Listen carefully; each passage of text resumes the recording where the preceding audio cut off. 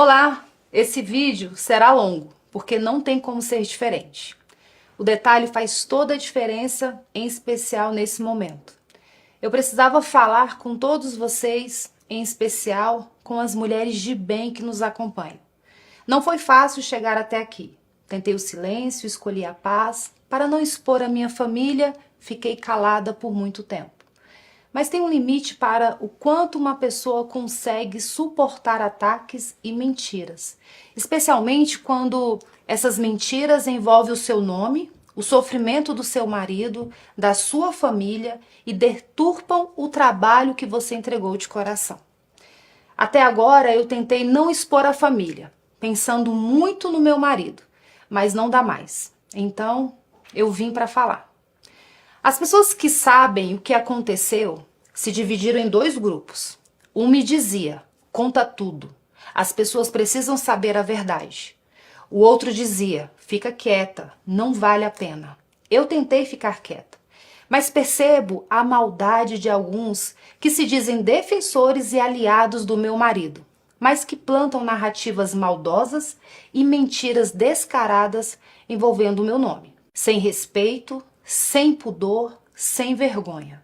Não me deixaram viver em paz no momento mais difícil da minha vida. Inclusive, ignorando o pedido que o próprio Jair escreveu em uma carta para que parassem com os ataques.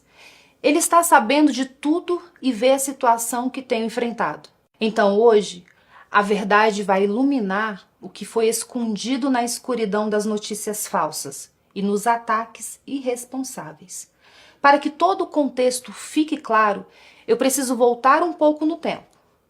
Tudo começou em 2023. O meu marido estava voltando dos Estados Unidos. Ele ia assumir a presidência de honra do Partido Liberal. Ele e o presidente Valdemar conversavam sobre os rumos do partido, o que ficou para trás, o que ainda podia ser construído. E perceberam uma lacuna: as mulheres. Um público enorme, poderoso e que ainda viu Jair com desconfiança. Não tinha uma estrutura partidária que falasse de verdade com elas. Foi nesse momento que o meu nome surgiu. Eles me convidaram para assumir o PL Mulher como presidente nacional. Eu aceitei, mas fui muito honesta. Olhei para o meu galego e disse: Jair, você sabe que eu não assumo missão para viver um faz de conta. Eu já sabia o tamanho do que estava sendo o pedido e eu tinha visto de perto na caravana Mulheres com Bolsonaro em 2022 idealizada pela nossa governadora Celina Leão para ajudar na eleição do meu marido. Ao lado de Celina, Damares, Tereza Cristina e tantas outras guerreiras, eu vi o que era levar essa mensagem de esperança viajando pelo Brasil inteiro. Era sacrifício real, era entrega real. Ele olhou para mim e disse que sabia que seria difícil para todos nós, mas que era necessário. E assim eu fui. Assumi esse chamado mesmo sem ter experiência partidária. O que eu encontrei pela frente era maior do que eu imaginava. O PL Mulher existia no papel, mas na verdade tivemos que começar praticamente do zero. Percorri o Brasil inteiro. Instalamos os diretórios nos estados, empossamos presidentes estaduais e municipais, demos capilaridade e representatividade ao movimento que hoje, sendo um dos mais recentes, se tornou o maior movimento político partidário de mulheres no Brasil. Nós pintamos o Brasil de rosa e os resultados vieram. Nas eleições de 2024, elegemos 45,8% mais mulheres do que em 2020. Com pouco mais de um ano de trabalho, foram 1.005 mulheres eleitas. A semente que plantamos começou a dar frutos. E fico feliz quando vejo esse fruto chegando a todos, incluindo ao pré-candidato Flávio, que hoje é bem recebido e apoiado por nossas meninas do PL Mulher nos estados. É muito emocionante ver que as mulheres estão se engajando para transformar a política. É exatamente para isso que nós estamos trabalhando. Mas o tempo foi passando e as coisas foram ficando mais pesadas. Vieram as medidas injustas contra o meu marido, a retirada das suas redes sociais, as proibições de contato com outros políticos, a tornozeleira, a limitação de visitas, a primeira prisão domiciliar, a condenação, as novas cirurgias, o tormento da Polícia Federal. Cada uma dessas palavras representa um dia real, uma noite real, uma dor real que eu e a minha família vivemos e ainda estamos vivendo. Enquanto ele estava preso em casa, sem poder percorrer o país, sem poder ir às ruas, sem liberdade, ele me pediu que eu continuasse levando a mensagem dele, que eu continuasse viajando e levando uma voz de esperança para os nossos apoiadores no Brasil inteiro. A ausência dele nos nossos encontros gritava mais alto do que qualquer narrativa dos nossos perseguidores. Ele chegou a me pedir para cancelar algumas viagens quando ele desconfiava que algo ruim pudesse ser feito contra ele enquanto eu estivesse fora. Então ele pedia para eu ficar em casa, e eu ficava. Mas para um estado em especial, ele não só pediu que eu fosse, ele me enviou como missão. Porque era um povo pelo qual nós dois temos um carinho muito especial, o povo cearense. E eu fui. O que aconteceu depois foi um dos dias mais difíceis da nossa vida. A medicação que o meu galego estava tomando deu reações inesperadas. Ele ficou fora de si e acabou mexendo na tornozeleira. E isso resultou na transferência dele para a Polícia Federal. Meu marido foi arrancado de casa. Um dia que nós nunca esqueceremos. E logo depois desse dia, pessoas que se diziam fiéis ao meu marido, que se gabavam e lucravam por se dizerem bolsonaristas, se apressaram em me atacar, em me humilhar, em dizer que eu estaria, desculpe a palavra, cagando para o meu marido. Alguns desses influenciadores estavam nos Estados Unidos e de lá induziam pessoas ao erro e comandavam os ataques gratuitos covardes contra mim. E eu não conseguia entender por que estavam fazendo aquilo comigo. Eu estava fazendo exatamente o que o meu galego me pediu para fazer. Como alguém que diz amar o líder pode atacar a esposa que está cumprindo a missão que ele determinou? A nossa vida mudou muito com a prisão do meu galego. E havia alguns compromissos que tinham sido assumidos antes. A filiação de Mariana Carvalho no Maranhão e o lançamento da pré-candidatura de Eduardo Girão no Ceará foram alguns deles. Eu falei diretamente com o meu marido sobre cada um desses compromissos. Eu disse a ele que queria apoiar o Girão, pela sua fidelidade às pautas conservadoras, pela coerência que ele representa com as pautas da direita, totalmente oposto ao que o Ciro defende. E ele me autorizou. Em matéria de política, eu faço somente o que eu e ele combinamos. E assim eu voltei ao Ceará. E o Ceará tem uma outra história à parte, uma história que vocês também precisam ouvir com atenção. Em 2024, o PL disputava a Prefeitura de Fortaleza.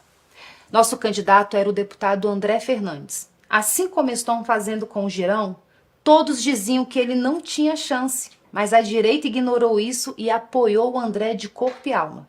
Era uma eleição apertada e havia uma rejeição significativa ao André por parte das mulheres. Diziam que ele era machista e que não respeitava as mulheres. Foi nesse momento que entrou em campo a vereadora Priscila Costa, presidente estadual, e a minha vice-presidente nacional do PL Mulher. Uma mulher honrada e fiel defensora da vida e das pautas conservadoras. Priscila tinha acabado de ser eleita vereadora. Poderia estar cuidando do seu próprio mandato. Em vez disso, dedicou-se integralmente à campanha de André, aproximando o público feminino, diminuindo a rejeição, abrindo portas que estavam fechadas. O trabalho da Priscila fez uma diferença real e significativa. Não vencemos a eleição por muito pouco, mas nos mantivemos firmes aos nossos valores. André chegou a outro patamar com a ajuda e a dedicação da Priscila.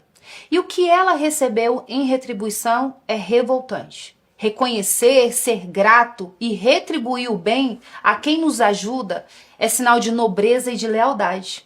Mas o agradecimento à Priscila parece estar vindo em forma de perseguição e desprezo. Deixa eu te mostrar o tamanho dessa injustiça com o número. Em 2026, serão 54 vagas para o Senado Federal. Em comparação, se aplicarmos a regra dos 30% para candidaturas femininas, teríamos direito a 17 vagas para mulheres no partido. Eu pedi apenas 3. Priscila Costa, Carol de Tone e Bia Kisses. 3 vagas. de 17 que poderíamos ter. E tem sido uma batalha diária para manter essas 3. Isso é muito desgastante. Em especial nesse momento que o meu marido e eu estamos enfrentando. Deixa eu ser clara sobre a indicação da Priscila.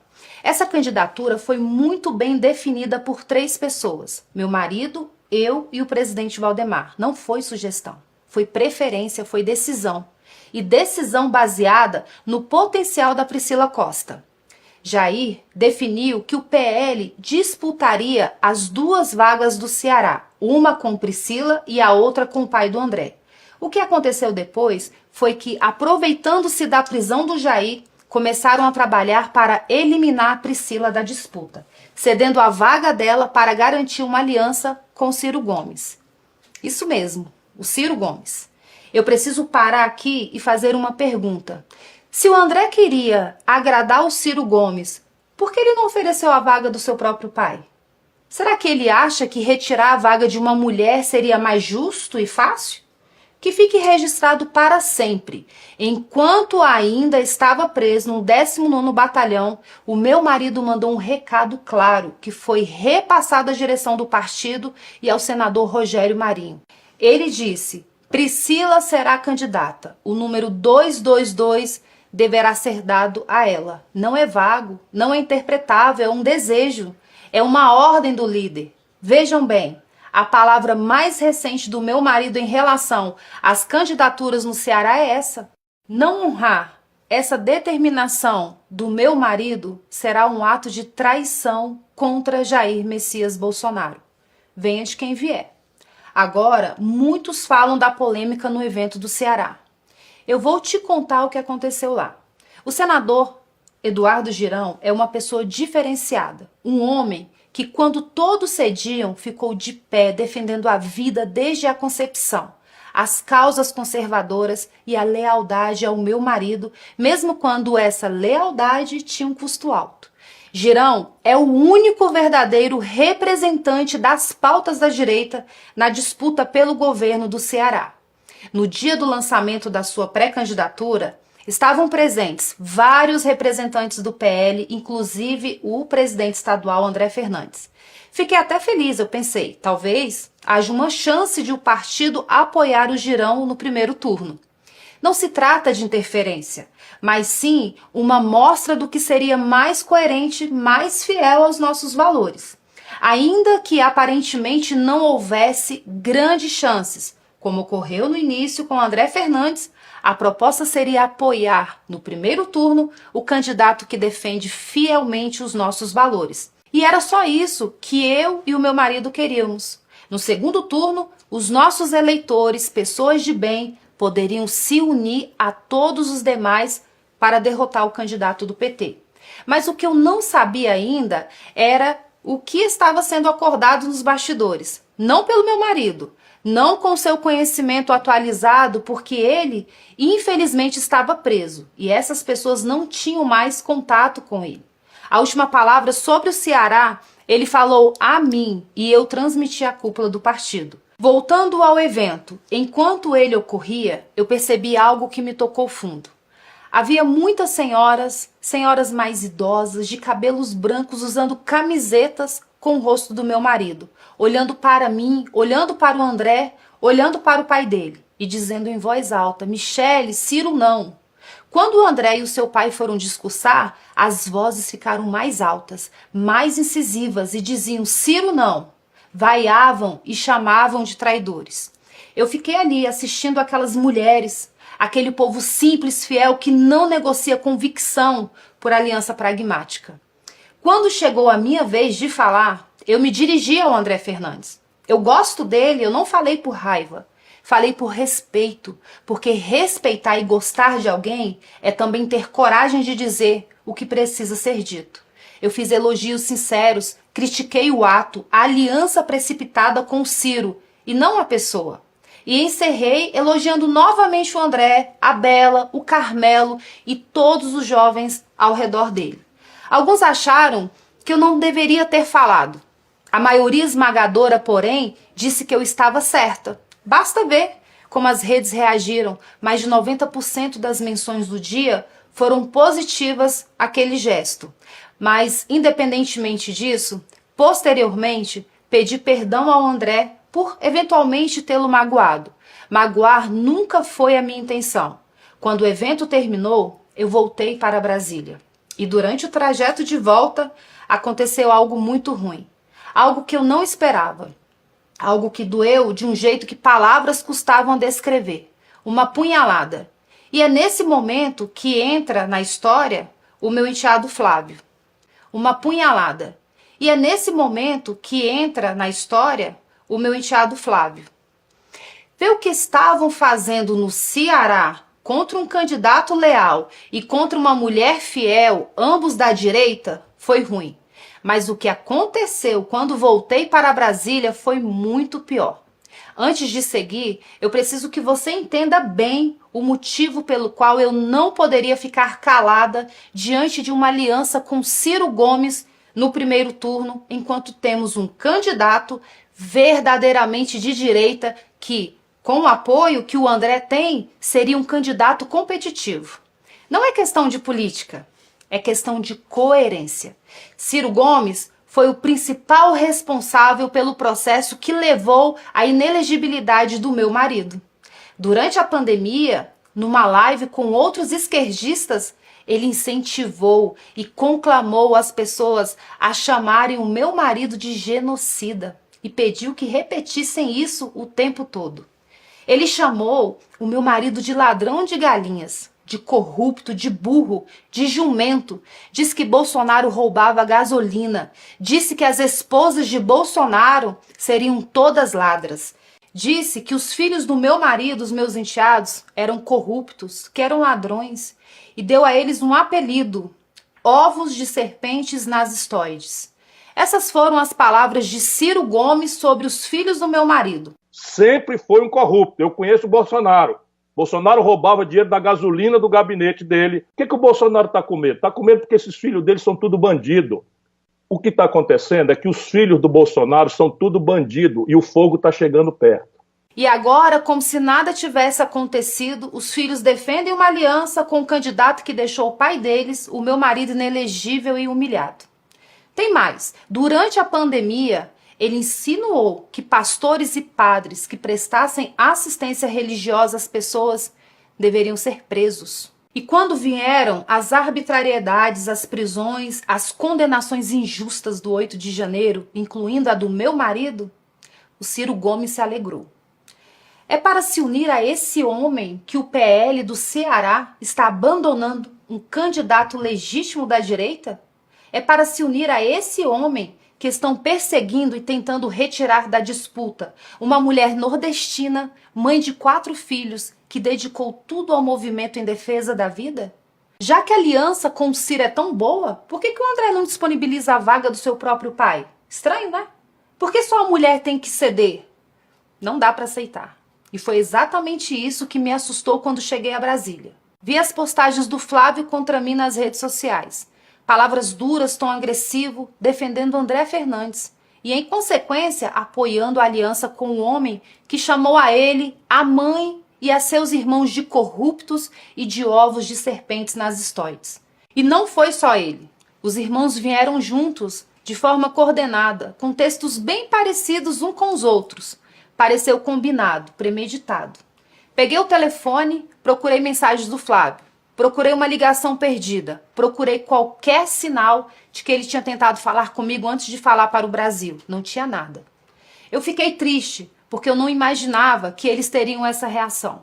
Eu redigi uma nota. Disse que lamentava se eles se sentiam afrontados. Que respeitava a opinião deles. Pedi perdão. Mas disse também, e vou repetir aqui, que eu tenho o direito de achar errado uma aliança com quem sempre se declarou inimigo do pai deles. Tenho o direito de ser coerente com os valores que eu acredito. Eu não vou trocar valores por pragmatismo político oportunista. Também não estou impedindo ninguém de fazê-lo, mas acho errado fazê-lo no primeiro turno. Ciro não terá meu apoio nunca e, na minha opinião, não deveria ter de ninguém da direita que apoia Bolsonaro. Mas essa é apenas a minha opinião. E eu tenho direito de tê-la. Voltando ao Flávio, telefonei para ele, tentei algumas vezes, mas ele não atendeu. Algumas horas depois da postagem, ele retornou a ligação. Mas, sinceramente, para falar o que ele me falou, seria melhor se ele não tivesse ligado. Ele foi muito ríspido, me desrespeitou e me maltratou ao telefone. E eu não tinha feito nada contra ele. Ele disse que seria melhor eu ficar fora das decisões do partido. Disse que eu havia chegado ontem e não entendia nada de política. Diante dessa humilhação, eu disse a ele que estava tudo bem. Entendi que ele não queria o meu apoio ou que este era insignificante. E então eu me recolhi.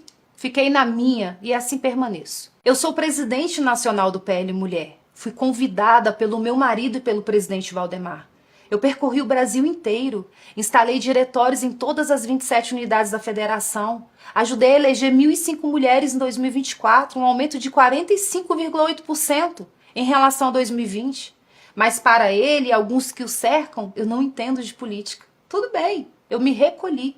E desde esse dia, ele não me procurou mais. Eu também não procurei, porque estou respeitando o que ele falou, e é só isso. Agora, vou desmentir as narrativas e notícias que circulam na imprensa. Eu sei quem as planta, eu sei quem são as fontes. Eles me tratam como se eu fosse idiota, como se eu fosse alguém que chegou ontem, mas eu não sou. Eu sei mais do que eles pensam. Primeiro, eu nunca pedi, cobrei ou condicionei desculpas públicas de ninguém. Não preciso disso. Eu já liberei o perdão faz muito tempo. Eu não carrego rancor no coração. Eu entrego tudo nas mãos de Deus. Todo o mal que me fazem. É ao meu Deus que essas pessoas prestarão contas.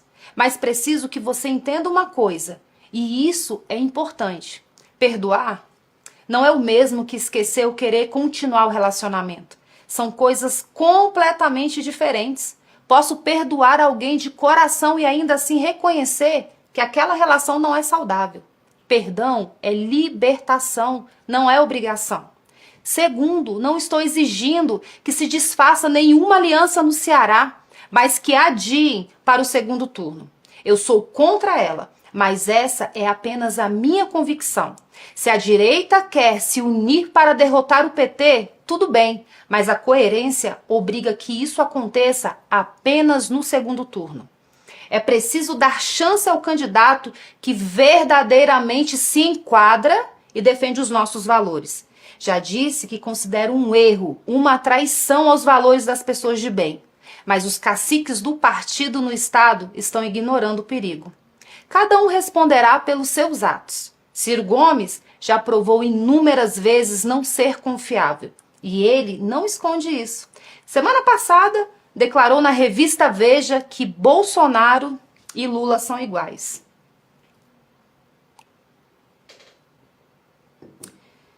É só uma questão de tempo para ele se voltar contra a direita. Todos foram avisados, em especial dentro do partido, e serão lembrados disso. Terceiro, o Flávio vai à minha casa toda semana, mais de uma vez. Se ele realmente quisesse falar comigo, já teria falado. Se considerasse necessário o meu apoio, já teria conversado. Estou na minha. Continuarei recolhida. Quarto, as tais fontes espalharam para a imprensa que eu teria ficado com raiva porque queria ter sido candidata. Primeiro que esses fofoqueiros vazadores não têm convívio comigo, não me conhecem direito e não sabem o que eu penso. Segundo, minha prioridade agora não são candidaturas. Minha prioridade agora é cuidar da minha família, do meu marido que está precisando de mim. Meu futuro político está nas mãos de Deus. Ele providenciará tudo. E quando for o momento de decidir o que quer que seja, sou eu mesma quem falarei. Não preciso de porta-voz. Entendam, tudo isso que falei nesse vídeo aconteceu antes da indicação feita pelo meu marido. Os fatos são anteriores e não tem nada a ver com escolhas e cargos. Tem a ver com respeito e consideração. Mesmo depois de todas essas coisas, eu abençoei a escolha do Jair e a pré-candidatura do Flávio, nas mesmas redes sociais nas quais ele e os irmãos me atacaram, e onde também foi publicada a entrevista dele me chamando de desrespeitosa e autoritária. Como eu disse, eu aprendi a conviver com isso. Perdoo os que me fazem o mal e permanecerei no meu lugar. Mas tem uma última coisa que preciso dizer, o que dói de um jeito diferente de tudo que falei até aqui. O grupo de maledicência coordenada a partir de quem está no exterior continua agindo e me atacando todos os dias. Alguns deles até continuam aparecendo em fotos com o Flávio. Eles fazem postagens e vídeos retirando do meu nome o sobrenome Bolsonaro, na tentativa de me atingir. Não me atingem. Eu sei quem eu e o meu marido somos. Mas será que eles pensam no que estão provocando na vida da minha filha? Ela é uma adolescente que acompanha tudo, que lê tudo e que sente tudo. Será que na irresponsabilidade deles, eles imaginam o que estão fazendo com ela? Claro que não. Eles não se importam. Para eles, tudo é política. E uma política que não existe em função do ser humano. Esse tipo de política não serve para nada além de egoísmo. É importante entender que eu não mando recados. Quando eu tenho algo a dizer, digo olhando no olho como estou fazendo agora. Eu não gosto de mentiras. Nunca gostei. O meu Deus é o caminho, a verdade e a vida. E quem vive por ele não se agrada com as mentiras. Falei quase tudo o que precisava ser dito. A verdade está aqui, para quem quiser ver. Aqui do meu lugar, eu sigo cuidando do meu marido, cuidando da minha filha e servindo ao meu país da forma como posso. Essa é a minha missão. E dessa, só Deus me tira. Por último, eu quero aproveitar a oportunidade para agradecer publicamente, de maneira muito especial, as minhas presidentes estaduais e municipais por todo o empenho e dedicação à nossa missão e pelo apoio que vocês têm dado à pré-candidatura do Flávio. Vocês são o verdadeiro alicerce da nossa nação. São a força delicada que transforma o mundo. Vocês definem hoje o futuro do nosso país. Continuem firmes nesse propósito. As dificuldades nos fortalecem e a esperança tudo vence. Eu amo a vida de cada uma de vocês, mulheres alicerçadas. Que Deus os abençoe, que Ele abençoe as famílias brasileiras e que Deus abençoe o nosso amado Brasil.